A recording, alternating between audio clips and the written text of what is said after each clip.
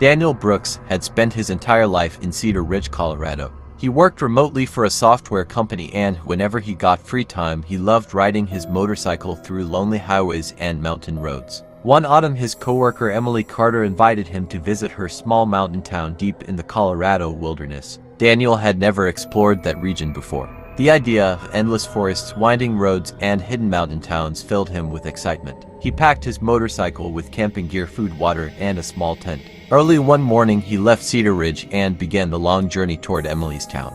The ride was beautiful. Golden leaves covered the mountains. Cold wind rushed through the valleys. Everything felt perfect. Around late afternoon, Daniel stopped at a small roadside diner. While drinking coffee, he showed his map to an old man behind the counter. The old man studied it carefully. Then he pointed toward a narrow mountain road. He said that road would save nearly an hour of travel. Daniel smiled. An hour saved meant more time with Emily. Without thinking twice, he thanked the old man and followed the shortcut. At first, everything seemed normal, but after several miles, the paved road disappeared. Loose gravel replaced the asphalt. The forest became thicker. The mountains grew darker. Soon there were no houses, no traffic, no people, only endless trees stretching in every direction. Daniel checked his phone. No signal. He kept riding. The sun slowly vanished behind the mountains. Cold shadows swallowed the road. Then something appeared ahead, far in the distance, standing completely still in the middle of the road. A woman wearing a yellow dress, and she was waving at him. Daniel slowly reduced the speed of his motorcycle. The woman remained standing in the middle of the road. The cold wind moved her dress, but she did not take a single step. As Daniel came closer, he noticed something strange. She was not looking directly at him. Her face seemed tilted slightly toward the ground, almost as if she was staring at something beneath her feet. Daniel stopped a few feet away. The woman slowly lifted her head. Her face looked pale, very pale. She asked in a soft voice if he could give her a ride to a nearby village. Daniel looked around. There was nothing nearby. No houses, no lights, only dark forest. Still, he felt sorry for her. He moved some of his gear and allowed her to sit behind him. The moment she climbed onto the motorcycle, Daniel felt a sudden chill spread through his body. The air seemed much colder than before. He ignored it and continued riding. For several minutes, neither of them spoke. The road became rougher. Branches scraped against the sides of the trail. The forest seemed endless. Trying to break the silence, Daniel asked where she lived. No answer. He asked again. Still nothing. The woman sat completely silent behind him. Daniel felt uncomfortable. He could hear her breathing. Slow, deep, almost unnatural.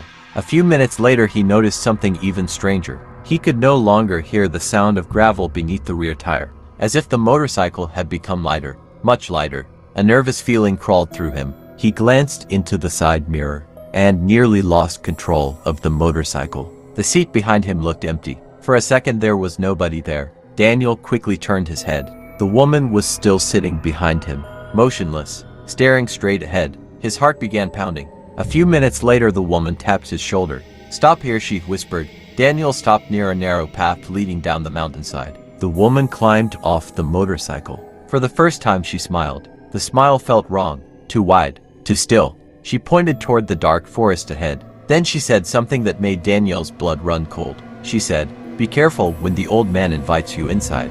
Before Daniel could ask what she meant, the woman turned and disappeared into the darkness between the trees, as if she had never been there at all. Then from somewhere deep inside the forest, a light suddenly appeared, and it was moving toward him. Slowly, very slowly. Daniel stared at the distant light. At first he thought it was another traveler, maybe someone carrying a lantern through the woods. But as the light came closer, he realized something was wrong. The movement was unnatural. The light was not rising and falling like a person walking. It was gliding, smoothly, silently, through the darkness. Daniel quickly started his motorcycle and continued forward. His heartbeat was getting faster with every mile. The road ahead became narrower. Dense trees closed in from both sides. The forest felt alive, watching him, listening to him. A few minutes later, he noticed a house standing alone beside the road. A large wooden house, old and weathered. Warm yellow light glowed from one of the windows. Daniel felt relieved. He remembered the warning from the woman, but he also knew he could not keep riding through the forest all night. He parked the motorcycle and walked toward the front door. The moment he knocked, the door slowly opened. An elderly man stood there, tall, thin, with gray hair and deep hollow eyes. The old man smiled. "You look tired, son. Come inside." Daniel froze. Those were almost the exact words the woman had warned him about. For a moment he considered leaving, but the cold was becoming unbearable. The forest behind him seemed darker than ever. Finally he nodded and stepped inside. The house was warm. Too warm. A fire burned in the corner. The smell of old wood filled the air. The old man offered him food and a place to sleep. Daniel thanked him. Everything seemed normal. Yet something felt deeply wrong. While eating dinner, Daniel looked around the room. Family photographs covered the walls. Most were faded with age. Then one picture caught his attention. His fork slipped from his hand. His breath stopped. There, hanging on the wall, was a framed photograph, surrounded by dried flowers. A memorial picture. And the woman in the photograph was the same woman he had just given a ride to. The old man slowly looked up from his plate and smiled. Then he asked, "Did she find you too?" Daniel felt every drop of blood leave his body. Because the old man was not looking at the photograph. He was looking directly at the empty chair beside Daniel, as if someone was sitting there and listening to their conversation. Daniel slowly turned toward the empty chair. Nothing was there. Yet the old man continued staring at it. His smile never moved. His eyes never blinked. The room suddenly felt colder. The fire was still burning, but the warmth had vanished. Daniel looked back at the photograph on the wall. The woman was smiling in the picture. The same strange smile. The same expression she had when she disappeared into the forest. His hands began shaking. He forced himself to speak. "Who is she?" The old man answered immediately. "My wife." Daniel swallowed hard. The old man continued, "She died many years ago. An accident on the mountain road. People still say they see her sometimes, especially travelers who lose their way after sunset." Daniel felt his chest tighten. The old man slowly stood from his chair. His joints cracked as he moved. Then he picked up his plate and walked toward the kitchen. Daniel watched him disappear around the corner. For a few seconds the house became completely silent. Then he heard another sound. A faint whisper, very close to his ear. Daniel froze. The whisper came again. "Leave." His eyes widened. The voice belonged to a woman. He quickly looked around. Nobody was there. Then he heard it a third time. "Leave now?" Daniel jumped from his chair. The old man suddenly returned from the kitchen, holding a glass of milk. He placed it on the table. "Drink this, son. It will help you sleep." Daniel stared at the glass. The surface of the milk was moving. Tiny ripples, as if something beneath it was breathing. The old man pushed the glass closer. "Drink." Daniel slowly stepped backward. The old man's smile vanished. For the first time his face looked angry. Outside the house a powerful wind slammed against the walls. The windows rattled violently. Then came a loud knock. Not on the front door, not out a window, but from upstairs. Heavy footsteps followed, walking across the ceiling. Slow, deliberate, back and forth, back and forth. Daniel looked up in horror. The old man whispered, "She is awake." And the footsteps suddenly stopped, directly above Daniel's head. Then something began scratching the ceiling, trying to get through. The scratching grew louder. Wood splintered above Daniel's head. Tiny pieces of dust drifted down from the ceiling. Daniel stumbled backward. His eyes locked on the spot above him. Something heavy was moving across the floor upstairs, slowly dragging itself. The sound sent chills through his entire body. The old man remained completely calm, almost happy, as if he had been waiting for this moment. Daniel turned toward the front door. He needed to get out. Now. The moment he grabbed the handle, it would not move. He pulled harder. Nothing. The door felt sealed shut. Behind him the old man began laughing softly. A dry, broken laugh. Daniel spun around. The old man's face looked different now. His smile stretched wider than before. Far wider than any normal person should be able to smile. Then the lights inside the house went out. Darkness swallowed everything. Daniel could barely breathe. Only the orange glow from the fireplace remained. Suddenly a loud crash echoed from upstairs. The ceiling cracked. A long jagged split opened above the dining room. And something pale appeared through the gap. A hand. Thin. Gray. Twisted. Its fingers slowly curled around the broken wood. Then another hand appeared. And another. Daniel stared in disbelief. There were too many hands. Far too many. They pushed through the opening, reaching downward, searching. The old man whispered, "She brought them with her tonight." Daniel backed away until he hit the wall. His heart pounded so hard it hurt. One of the pale hands suddenly pointed directly at him. The old man nodded, as if receiving an instruction. Then he slowly turned toward Daniel and said, "Run if you want. They already know your name." At that exact moment, a woman's voice echoed from upstairs, clear enough for Daniel to hear every word. "Daniel Brooks, come upstairs." Daniel Brooks felt every muscle in his body freeze. The voice from upstairs sounded close, far too close, as if the woman was standing right above him, waiting, watching. The pale hands hanging through the broken ceiling began moving faster. Their fingers twitched and clawed at the air, trying to reach him. Daniel turned and ran toward the back of the house. The old man did not chase him. He only laughed. That horrible laugh followed Daniel through the darkness. Daniel rushed through a narrow hallway. Doors lined both sides. Some were open, some were closed. As he passed one room, he glanced inside and immediately wished he had not.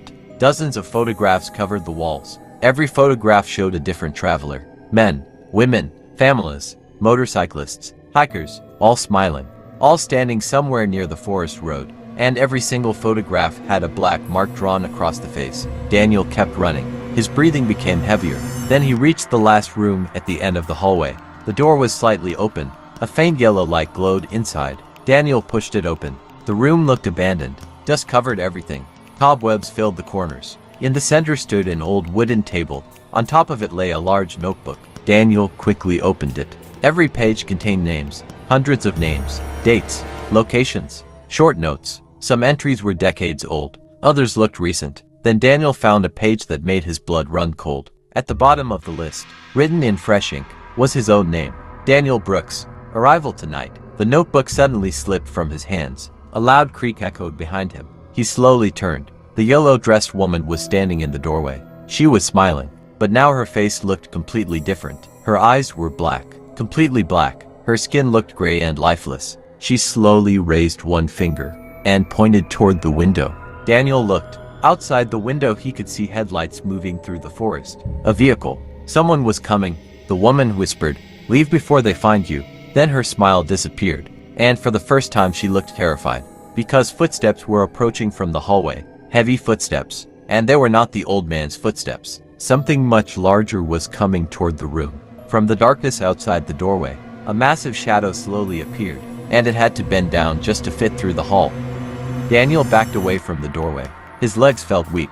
The yellow-dressed woman had disappeared, as if she had never been there. Only the giant shadow remained, moving slowly through the hallway. Each step shook the floor beneath him. The wooden walls creaked and groaned. Daniel looked toward the window. The headlights outside were getting closer, but the room was on the second floor. There was no safe way down. The massive shadow stopped outside the room. For a moment everything became silent. Then a huge hand appeared around the edge of the doorway. Its fingers were unnaturally long. Its skin looked dark and cracked, like burned wood. Daniel held his breath. The hand slowly gripped the doorframe. Then another hand appeared. The creature was trying to enter, but something seemed to be stopping it. An invisible force. The creature let out a deep growl. The sound vibrated through the entire house. Daniel suddenly remembered the notebook. He grabbed it from the floor. As he lifted it, a folded paper slipped out. He quickly opened it. The handwriting looked rushed, as if someone had written it while terrified. The message said, "If you are reading this, then she chose to help you. The woman is not your enemy. The old man feeds the forest. Do not trust the house. Do not trust the road. When the lights arrive, run toward them and never look back." Daniel stared at the note. Then he heard screaming downstairs. The old man. For the first time he sounded afraid. Very afraid. A loud crash followed. Then another. The entire house shook violently. Outside, the headlights finally stopped. Several vehicle doors slammed shut. Voices echoed from outside. Human voices. Daniel rushed to the window. Below he could see three men carrying flashlights. One of them was pointing directly at the house. Suddenly every light inside the building went out. Complete darkness swallowed everything. The flashlights outside disappeared too. The voices stopped. No wind, no insects, no sound at all. Then from somewhere inside the darkness, a voice whispered right beside Daniel's ear. "Too late." And two icy hands closed around his shoulders. Daniel screamed and spun around. Nobody was there. The room was empty, yet he could still feel the freezing pressure on his shoulders, as if invisible hands had just released him. Outside the window, the darkness remained absolute. The flashlights were gone. The vehicles were gone. Even the headlights had vanished. It was as though nobody had ever arrived. Then a faint glow appeared at the far end of the forest. A soft yellow light, the same color as the woman's dress. Daniel looked toward the hallway. The giant shadow was gone. The doorway stood empty. Only silence remained. Slowly he stepped out of the room. The hallway looked different now. Longer, far longer than before. The walls seemed stretched. The ceiling seemed higher. At the end of the corridor stood the old man, motionless, his back facing Daniel. Daniel took a step backward. The old man slowly tilted his head, then another few inches, then more, until his neck twisted at an impossible angle.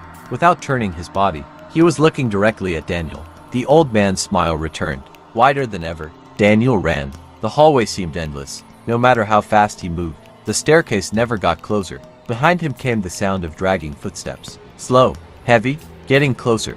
Daniel's lungs burned, his vision blurred. Then suddenly he crashed through a door that had not been there before. He fell into a large room. The room was filled with photographs, thousands of them, covering every wall. Every photograph showed travelers, campers, drivers, hikers, all smiling beside roads and forests. Daniel's eyes moved across the pictures. Then he noticed something horrifying. Some of the photographs were moving. The people inside them were blinking, turning their heads, watching him. A cold voice echoed through the room. "You should not have taken the shortcut." Daniel turned. The yellow-dressed woman stood behind him, but this time she was crying. Dark tears ran down her face. She pointed toward one photograph hanging alone on the wall. Daniel stepped closer. His heart nearly stopped, because the photograph showed him, standing beside his motorcycle, smiling, as if the picture had been taken earlier that day. Yet he had never posed for it. At the bottom of the photograph, a date was written, tomorrow's date, and beneath it were 3 words, "Never leaves here." Daniel stared at the photograph. His hands trembled uncontrollably. The picture was impossible. It showed him standing beside his motorcycle near the forest road, smiling as if nothing had happened. Yet the date beneath it belonged to tomorrow. The yellow-dressed woman stepped closer. For the first time Daniel noticed fear in her eyes. Real fear. She pointed toward another photograph hanging nearby.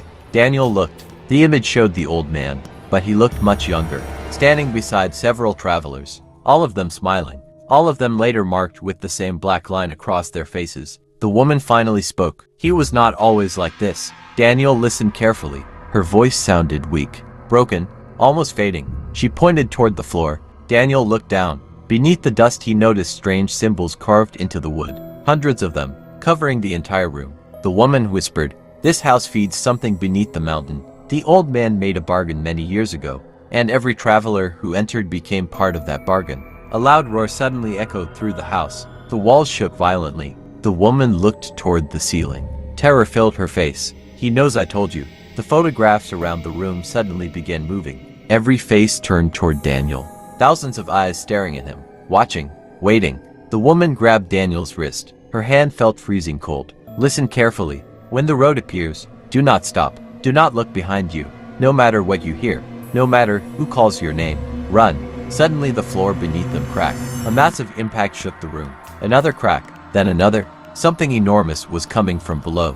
The wooden floor exploded upward. Daniel was thrown backward. Dust filled the air. The room shook as a gigantic dark shape emerged from beneath the house, far larger than any human, far larger than the old man. For a brief second Daniel saw dozens of pale faces fused into its body, all screaming silently. The woman shoved Daniel toward a door that had suddenly appeared on the far wall. "Run!" Daniel sprinted toward it. The creature let out a deafening howl. The entire house began collapsing around him. Daniel reached the door, pulled it open, and froze, because on the other side was not the forest, not the road, not the mountains. It was the exact same dining room where everything had started, and the old man was sitting at the table, waiting for him, smiling. Daniel stood frozen in the doorway. The old man sat at the table exactly where he had been earlier. The same plate, the same chair, the same smile, as if nothing had happened, as if the last few hours had never existed. The old man slowly raised his hand. "Sit down, son." Daniel took a step back. The house behind him was collapsing. The creature was roaring. The floor was breaking apart. Yet inside the dining room everything remained calm, silent, still. The old man smiled wider. "You can keep running forever. The mountain always brings them back." Daniel remembered the woman's warning.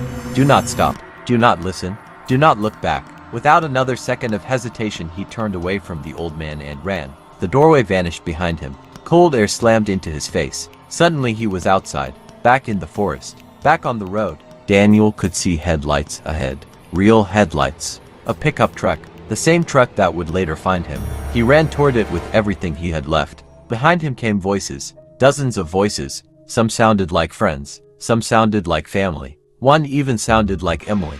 All calling his name, begging him to stop, begging him to turn around. Daniel kept running. Tears filled his eyes. His legs felt ready to collapse. But he never looked back. The headlights grew brighter. Closer, closer. Then everything went black. When Daniel opened his eyes he was lying in a hospital bed. a bandage wrapped around his head. Morning sunlight filled the room. For several minutes he simply stared at the ceiling, trying to understand what had happened. Later the truck driver told him they had found him unconscious beside the road before sunrise. Nobody else was there.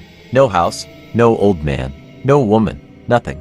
A few days later Daniel returned with Emily and her family to search for the place. They found only ruins, an abandoned foundation hidden among the trees. Nothing more. The locals refused to talk about it. Most would simply shake their heads and leave. One elderly resident finally spoke. Many years ago a woman died on that road. Since then travelers had vanished there from time to time. Nobody knew why. Nobody wanted to know. A week later Daniel returned home to Cedar Ridge. His motorcycle was shipped back separately. He never rode mountain roads after sunset again. Months passed. Life slowly returned to normal. Or so he thought.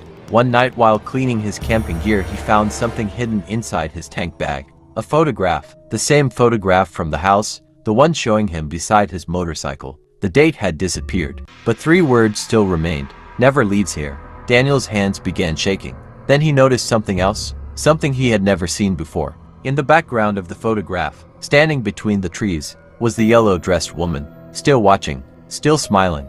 And this time, she was much closer than before. So this is the story. I hope you enjoyed it. Follow Nightmare Files for more terrifying stories. See you in the next nightmare.